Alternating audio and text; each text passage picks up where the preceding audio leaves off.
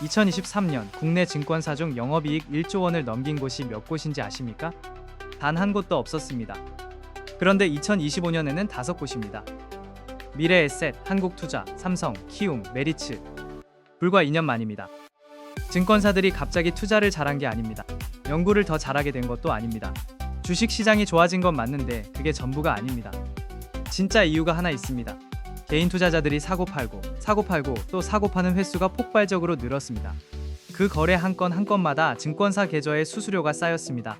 그런데 그렇게 열심히 사고 판 개인들은 돈을 벌었을까요?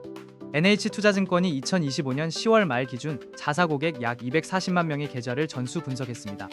그 시점 기준으로 코스피가 사상 최고치를 향해 달리던 시점입니다. 그 결과 손실이 발생한 투자자는 131만 명을 넘었습니다. 전체의 54.6% 절반이 넘습니다. 총 손실액은 12조 2천억 원을 상회했고 1인당 평균으로 계산하면 931만 원의 손실입니다. 지수는 오르고 있는데 개인은 평균 931만 원을 잃고 있었습니다. 이게 어떻게 가능한 일인지 이해가 되십니까? 한 가구가 한 달에 100만 원씩 저금하면 10개월치를 날린 겁니다. 퇴직금 일부를 불려보려고 넣었다가 1년치 저축이 사라진 것과 같습니다. 저는 이 사실을 처음 알았을 때 솔직히 놀랐습니다. 시장이 오르고 있는데 어떻게 절반이 넘는 사람이 손실을 볼 수 있을까? 그런데 이유를 파고들어 보니까 이건 운이 나빠서가 아니었습니다. 주식시장 자체가 그렇게 설계돼 있었습니다. 거래를 할 때마다 수수료가 나가고 매도할 때마다 세금이 나갑니다. 주식을 잘 골라서 10%를 벌어도 그 사이에 수수료와 세금으로 나간 돈이 수익을 갉아먹습니다. 자주 사고 팔수록 그 손실이 누적됩니다. 그리고 이 구조에서 확실하게 이기는 쪽이 하나 있습니다. 바로 그 앱을 만든 사람들입니다. 이 영상을 끝까지 보시면 지금 이 시장에서 누가 돈을 벌고 있는지 그리고 그 반대편에 서려면 무엇을 봐야 하는지를 알게 됩니다. 한국은 스마트폰 보급률 세계 1위를 2012년에 기록했습니다.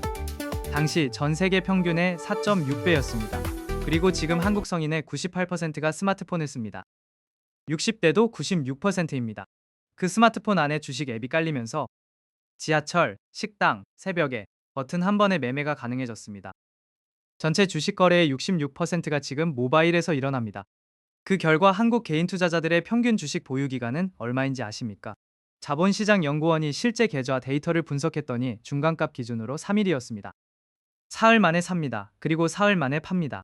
그리고 그때마다 증권사 계좌에 수수료가 쌓입니다. 여기서 한 가지 불편한 사실이 있습니다. 증권사는 투자자가 자주 거래할수록 수수료 수익이 늘어납니다. 투자자는 자주 거래할수록 누적 비용이 커져서 실제 수익이 줄어듭니다. 이해관계가 정확히 반대 방향입니다.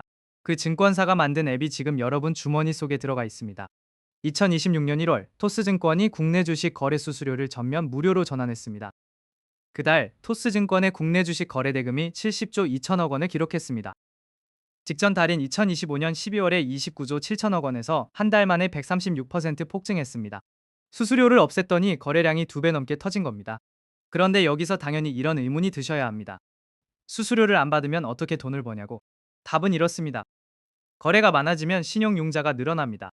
신용융자란 증권사에서 돈을 빌려서 주식을 사는 겁니다. 이 빌린 돈에는 연 8%에서 10%의 이자가 붙습니다. 거래가 많아지면 환전 수수료도 늘어납니다. 앱에 머무는 시간이 길어지면 광고 수익도 늘어납니다. 수수료 한 푼 안 받아도 사람들이 더 자주, 더 많이 거래하면 훨씬 더 법니다. 실제 결과가 그랬습니다. 토스증권은 2025년 연간 영업이익으로 4,521억 원을 거뒀습니다. 전년도인 2024년보다 203% 더 많은 겁니다. 공짜로 내줬는데 이익이 3배가 됐습니다. 카지노가 공짜 음료를 주는 이유와 같습니다. 테이블에 오래 앉아 있을수록 카지노가 돈을 버니까요. 그런데 진짜 중요한 게 있습니다. 이 앱은 세계에서 가장 촘촘하게 전 국민 손 안에 들어와 있는 나라에서 돌아가고 있습니다. 스마트폰 보급률 세계 1위, 주식 앱 거래 비중 66%, 코스피는 불장인데 개인 손실 비율 54.6%. 이 세 숫자가 연결됩니다. 지금까지의 얘기가 증권사에 관한 것이었다면 이제부터는 좀 다른 곳에서 돈을 버는 사람들 이야기를 해야 합니다. 주식 유튜버가 종목을 추천합니다. 시청자들이 그 종목을 삽니다. 주가가 오릅니다. 그 순간 유튜버는 자기 물량을 팝니다. 이걸 선행 매매라고 합니다. 그리고 이게 실제로 벌어지고 있습니다. 2025년 3월 수만 명이 구독한 텔레그램 증권정보 채널 운영자가 서울 남부지검의 기소 의견으로 송치됐습니다.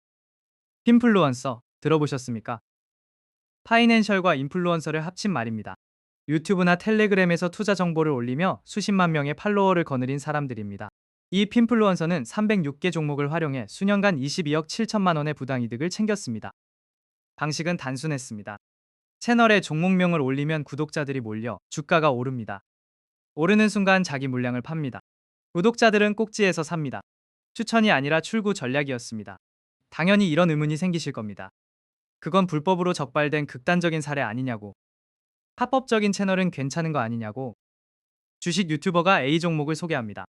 그런데 그 영상 제작비를 A 종목 관련 기업이 협찬했다면 어떻게 됩니까? 그 정보는 분석입니까? 아니면 광고입니까? 현행법상 협찬 표시 의무가 명확하지 않습니다.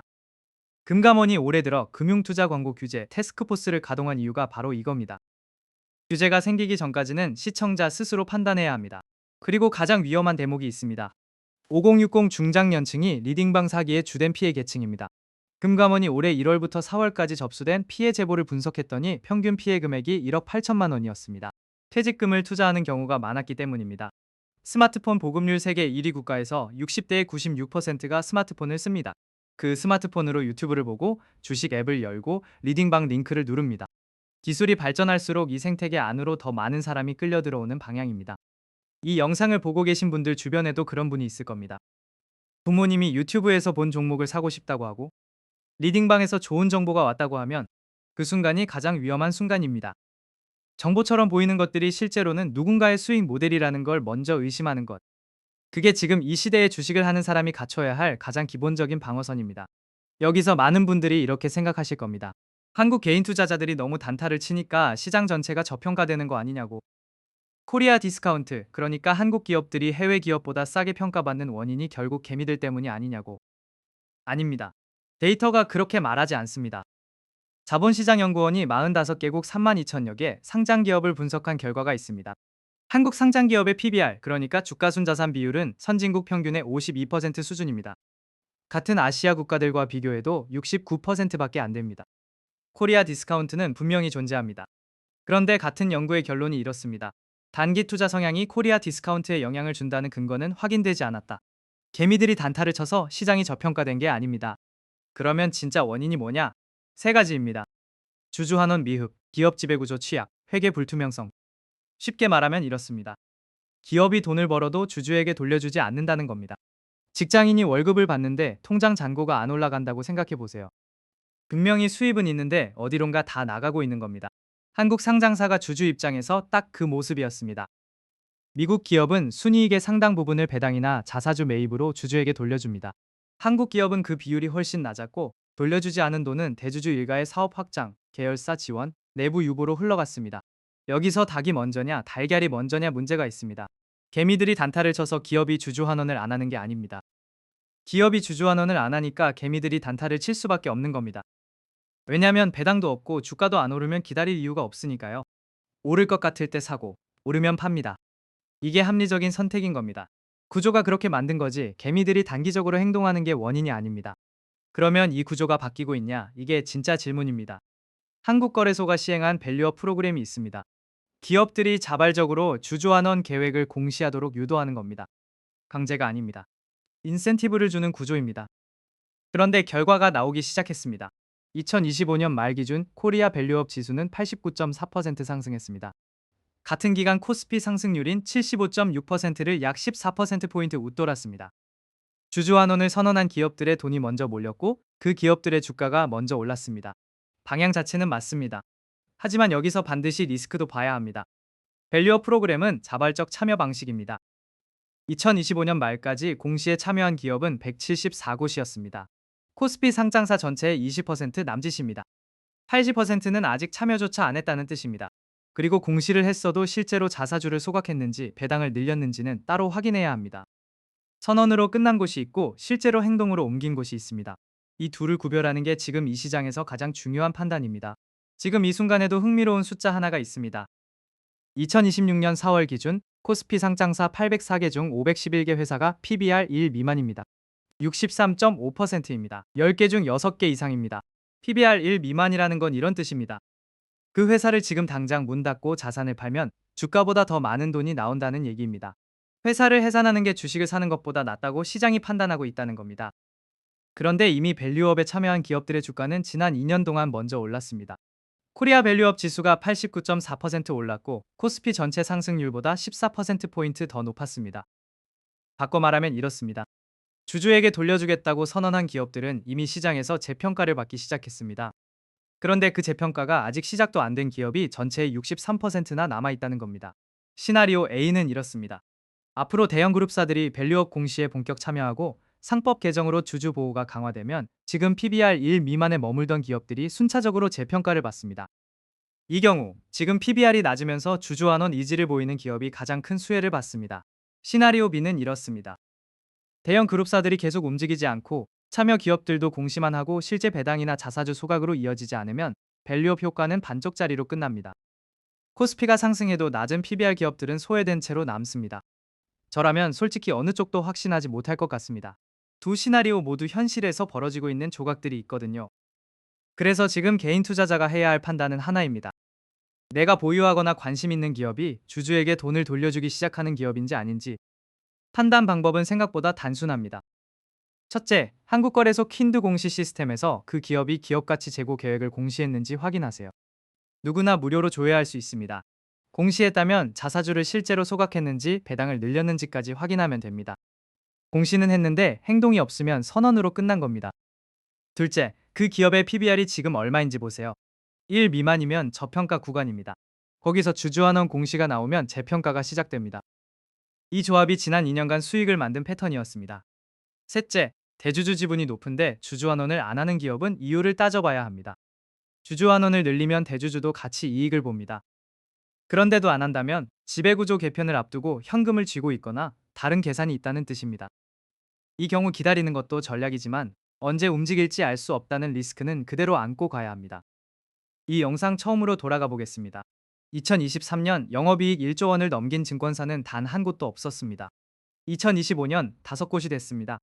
같은 기간 NH투자증권 고객 240만 명 중 절반이 넘는 131만 명이 평균 931만 원을 잃었습니다. 이 두 사실은 별개가 아닙니다. 하나가 커지면 다른 하나도 커지는 구조입니다. 개인이 더 많이 거래할수록 증권사는 더 많이 법니다. 개인이 더 많이 거래할수록 개인은 더 많이 잃습니다. 저는 이걸 음모론으로 말씀드리는 게 아닙니다. 그냥 이 주식판의 작동 방식입니다. 그 판 안에서 어떻게 앉느냐가 달라져야 합니다. 지금 이 시장에서 증권사가 이긴 방식은 거래량이었습니다. 개인이 이긴 방식은 달랐습니다. 주주에게 돌려주기 시작한 기업을 먼저 알아보고 오래 앉아있던 사람들이었습니다. 밸류업 지수가 코스피보다 14%포인트 더 오른 이유가 그겁니다. 저도 마찬가지입니다. 솔직히 말하면 시세를 자주 들여다보고 싶은 충동이 없지 않습니다. 그런데 그 충동이 커질수록 누군가의 수익이 커진다는 걸 이제는 압니다. 그래서 저는 이렇게 합니다. 앱을 여는 대신 분기에 한 번 킨드 공시 시스템을 엽니다. 한국거래소 홈페이지에서 무료로 검색할 수 있습니다. 내가 보유한 기업 이름을 칩니다. 그 기업이 밸류업 공시를 했는지 확인합니다. 공시를 했으면 실제로 자사주를 소각했는지 배당을 늘렸는지까지 봅니다. 공시만 있고 행동이 없으면 선언으로 끝난 겁니다. 행동이 있으면 그 기업은 방향이 바뀐 겁니다. 3분짜리 확인입니다. 그 3분이 매일 시세를 여는 것보다 수익률에 훨씬 더 큰 영향을 줍니다. 이 영상을 보신 여러분도 이제 압니다. 아는 것과 그 다음 날도 똑같이 행동하는 것 사이의 거리. 그게 결국 계좌의 차이가 됩니다. 오늘 영상이 유익하셨다면 구독과 좋아요 부탁드립니다. 지금까지 현실아빠의 경제학이었습니다.